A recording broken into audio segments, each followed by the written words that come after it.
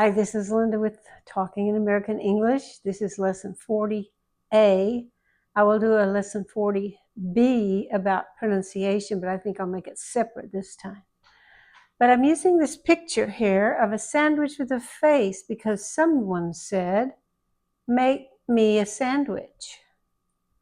Sounds like make him into a sandwich, make him a sandwich, but that's not what he really meant. So we're going to talk about a grammar lesson, indirect objects, and also some idioms will be mixed in with that. So let's see what we've got here. A noun or a pronoun after an action verb is called a direct object. The verb action happens to the direct object, such as the sentence, she eats dinner. This is the action and it happens to the word dinner. English sentences sometimes seem to have two direct objects, such as in this sentence, she made me a sandwich. What did she make? She made a sandwich.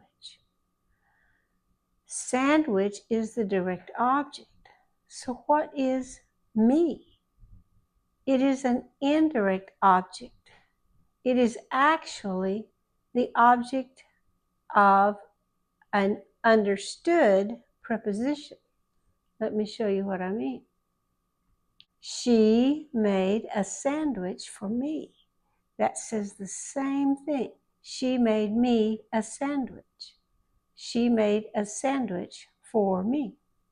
Let's look at a few more of these. Often an indirect object is used in commands. I'm telling you what to do.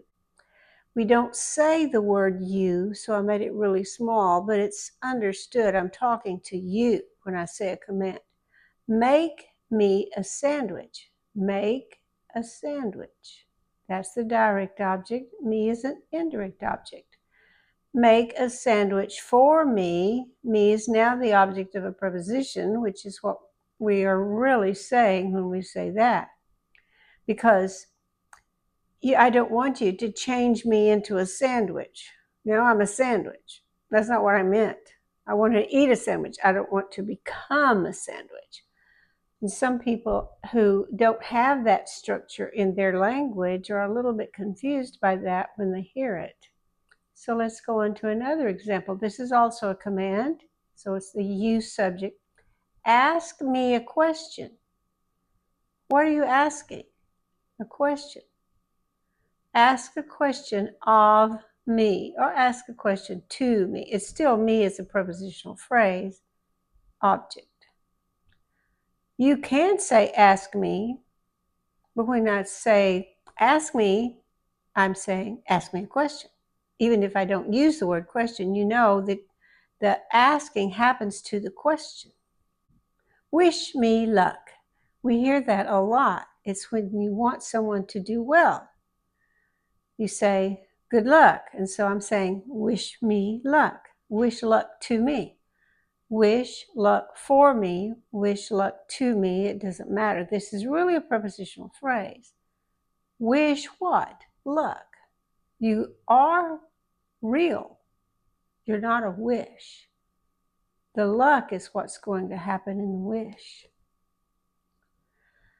Again, it's a command to you. Give me an answer. I need to know. What I'm really saying is give an answer to me. Give me an answer, give answer to me. But we put the me in the middle before the actual direct object. You aren't giving me away, so the giving isn't happening to me, it's happening to the answer. Again, a command, send me your address.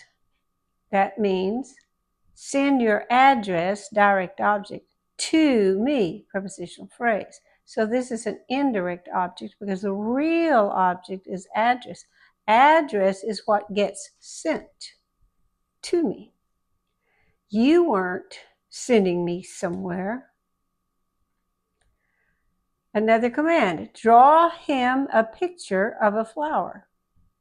You're not drawing a picture of him. Draw a picture of a flower for him, prepositional phrase. You don't draw him into existence. You draw the flower. And then another command, leave me a message. That means leave a message, that's the direct object, for me. You didn't get left anywhere. I didn't get left anywhere.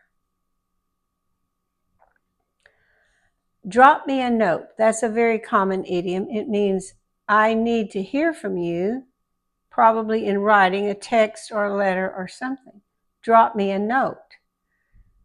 Drop in this sentence doesn't mean fall down. It means send one. Drop me a note. Drop a note to me or drop a note for me. It doesn't matter which preposition you're thinking, but if you say drop me a note, it's the note that's getting dropped. You're not going to drop me. Bake me a cake. It's my birthday. Bake me a cake. Bake a cake. That's the direct object. That's what gets baked. For me, prepositional phrase. I don't want to be put in an oven. Don't put me in the oven. Put the cake in the oven and bake the cake. So the cake is the direct object. It receives the action. Another command, cut me some slack, a very common idiom. I may have mentioned this one before. What you cut is the slack, and it goes to me, so this is the indirect object. Give some slack to me is what you're really saying. Slack in this case is something that is not tight or loosen the rules for me. I'm saying loosen the rules for me. Don't be too tight with the rules. I don't want to be cut. I don't want to be cut. It's the slack that gets cut. Give me a break. This is a very common idiom. Give me a break. Just let me take my time and don't pester me. It means give a break to me. Break is end for a time or break the rules. Give me a break. You don't give me away. It's the break that you're giving. Don't be too strict with me is what you're saying. Be kinder to me than I deserve. Give me a break.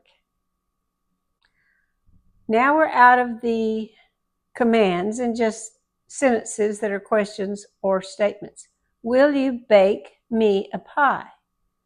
That means, will you bake a pie for me? Not put me in the oven. I don't want to be baked. It's like the cake earlier. She gave me a present. She gave a present to me. The thing that was given was the present, not me.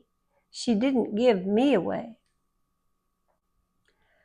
He asked her a question. He asked a question of her. What got asked? Question. He asked her is okay to say, but you know, because you use ask, that a question is what's going to be asked. She is being asked, but it's a question that she's being asked. So if you leave it out, you might say that's a direct object, but technically it's still a question that's being asked. She's still receiving it. They tell people the truth. They tell the truth to people. Truth is what's being told. And you could say they tell people and consider that a direct object if you don't tell any more about it. They just tell people. But if there's another noun there, it's probably the other thing that's being told to them. We left him a message. We left him a message is the same as we left a message for him. We didn't leave him somewhere. He's there and he's always been there. We left a message for him. It, a snake, gave me a heart attack. a snake, gave a heart attack to me. The snake didn't give me away. It doesn't have any control over me, but it did affect my heart, and it gave me a heart attack. That's a common saying. It gave me a heart attack. It means it really frightened me. I cooked my friend a nice meal. You didn't cook your friend, right? I cooked a nice meal for my friend. I didn't cook my friend. So we just put that indirect object in front of the direct object. He sent her a birthday card. That means he sent a birthday card, that's the direct object, to her. He didn't send her anywhere. You owe me $50. That means you owe $50 to me. You can owe me, but it still suggests something is coming to me. She bought him a new coat. She bought a new coat for him. She didn't buy him. He wasn't for sale. The coat was for sale. She bought the coat for him. But we might say she bought him a coat. They sold me their used car. Means they sold their used car to me. They didn't sell me. So these are some examples of indirect objects. Some languages don't use indirect objects that way. They put in the preposition every time. But we don't sometimes. And your language may be like that. If it is, this is really easy. But you still practice the pronunciation and the sentence structure. I hope that helps. See you next time. Bye-bye.